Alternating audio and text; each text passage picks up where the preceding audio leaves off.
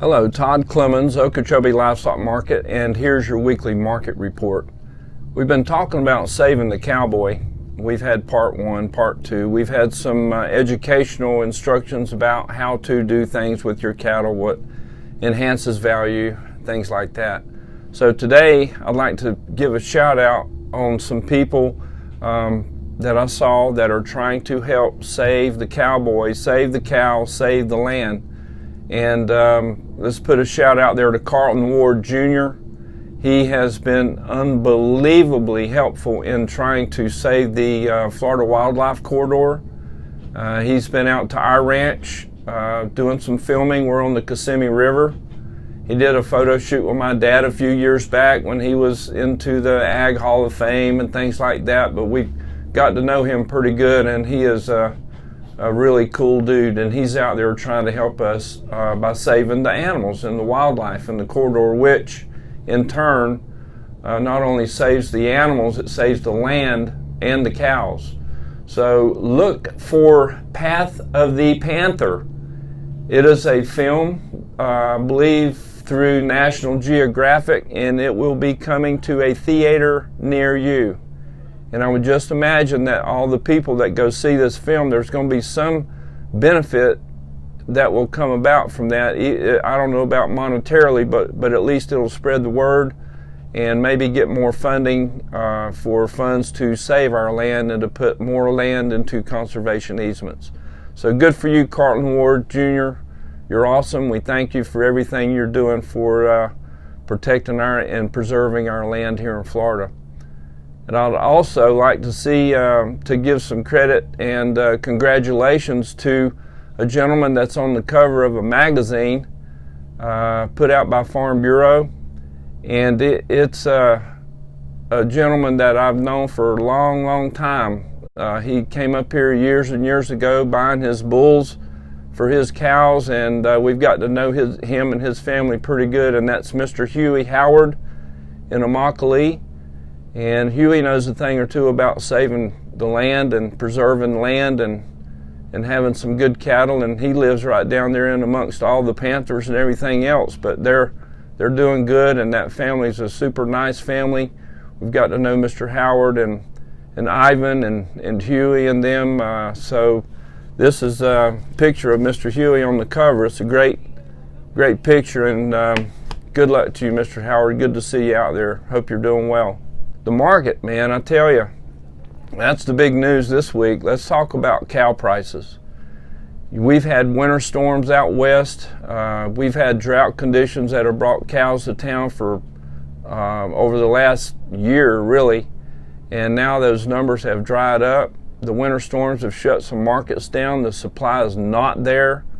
And we are one of the places in South Florida that's protected from that cold, and we still have cows. And man, the slaughter cow prices this week were off the charts, and they've been getting up higher and higher every week, and people keep bringing cows to town, and I'm thinking any minute now these prices are going to go down. Maybe not take a nosedive, but just start backing off because we're going to fill up that need, fill up that demand. But it sure didn't happen.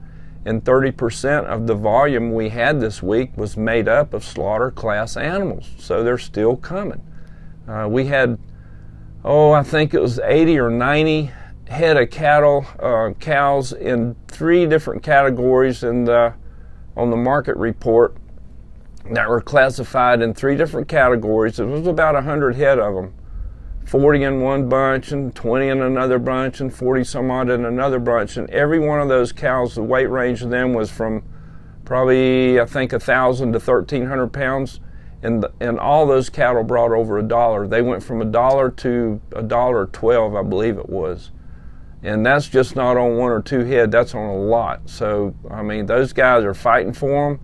And that only tells you one thing, that they need them. And they don't have any supply on hand, and they don't have any inventory out there they can go pick and choose from. They're just buying them right now, hauling them straight out of here and processing them because they need that. They're selling the meat's moving, and they're needing more supply. And they're limited as to areas where they can get it. And that's one of the things about farming and ranching is there's bad for some people and it makes it good for others, and it's our turn to cash in, you may say, on these high cow prices. But it's not going to stay there forever. This is a winter event, and the weather's caused a lot of these problems, but it's good to see these cow prices up, and a lot of people are taking advantage of it. People have been holding on for for a month maybe or so for the market to shape up, and it sure has, and now they're bringing them to town. So let's see how long that'll last. But even if they do take a little bit off, I mean, darn, cows bringing 80 or 90 cents a pound is pretty good. So the cow market has been exceptional. The slaughter bulls have been exceptional, and feeder classes also are improving, not at the rate that the slaughter classes are, but these feeder calves are getting more in demand. The more rain and snow out west, more moisture for the grass to grow, and that's making these calf prices come on up. And the biggest improvement I see are on the heavier classes. The 5 and 6 weight calves look like to me they're inching on up there a little bit.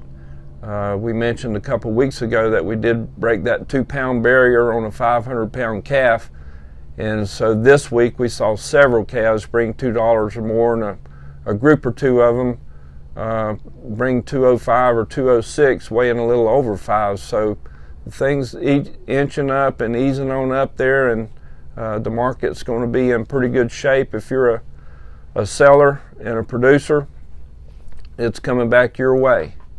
And these buyers, it's kind of scary seeing them give this kind of money, but they're buying them everywhere. I've looked at some of the market reports out west in Missouri and Oklahoma, and the prices are pretty equal to what we're getting here if you take the freight off, and the freight now is $15 to $20 a hundred just to get them out of the state of Florida.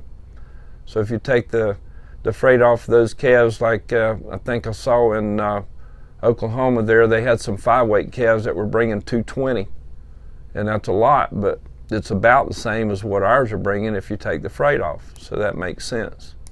Runs are going to start tapering down. We had 1,200 more or less on Monday and just shy of 1,000 on Tuesday, so we're working our way through the supply. We're working our way through what people have held over, and the frost conditions, the brown pasture conditions brought cattle to town, and I think we're about to get caught up, and these runs will start slowing back down.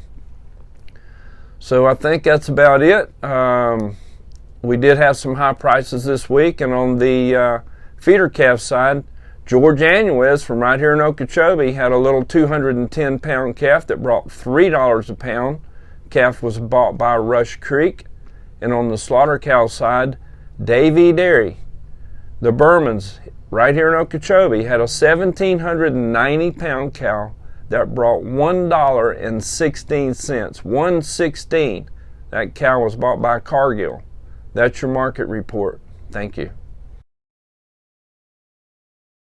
If you like these reports and you like the information you're getting, we hope that you will continue watching, and please hit the like button, the thumbs up, and if you have any topics of discussion you'd like to hear about, shout out to us. Thank you very much.